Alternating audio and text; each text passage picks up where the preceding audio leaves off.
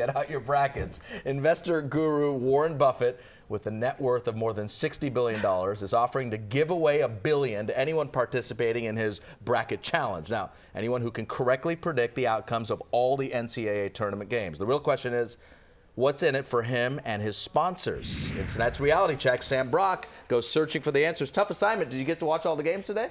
I wanted to. Unfortunately, my team's lost. We'll get back to that in a second. And Raj and Jessica, good evening. You know, how about Mr. Buffett waking up this morning with $1 billion more in added stock value? At least that was the case when the markets opened today. How about the fact that Mr. Buffett will never have to actually pay out that $1 billion anyway? And most importantly, how about the troves of information that sponsors are collecting in this contest, all because we're willing to pursue that illustrious prize?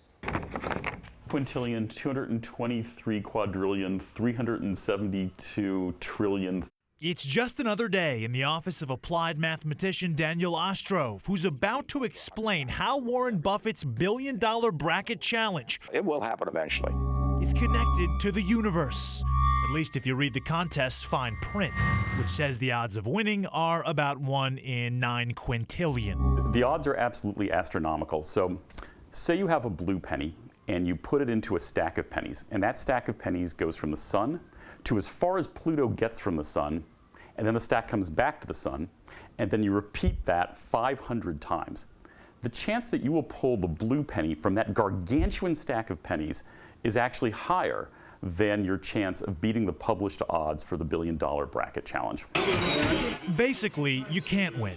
All these folks watching in offices all over the country, glasses glued to the screen, are sitting on no jackpot, so to speak.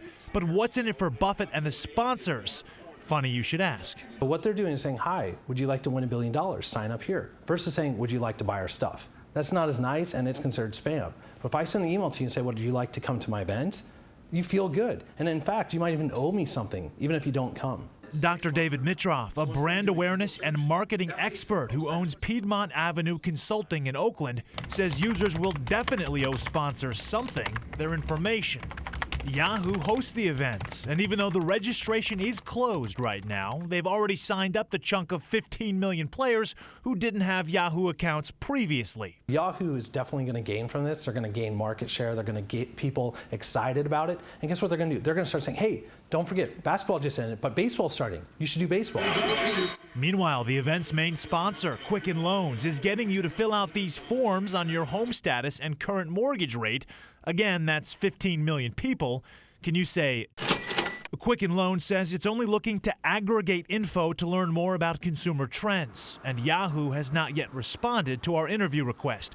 One thing is clear, while these companies have a rock-solid guarantee of collecting crucial data, we'll all be at home calculating our odds of winning the big prize, and survey says, not so good.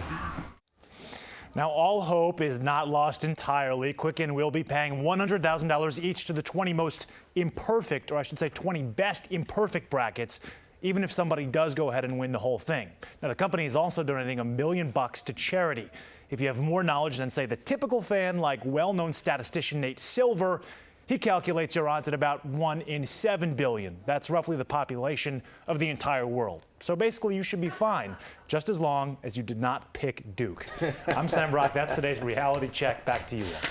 Fascinating. Thank you, Sam. That was great. Okay, we asked you what you thought. Would you be willing to give up some of your own personal information for a chance to win $1 billion?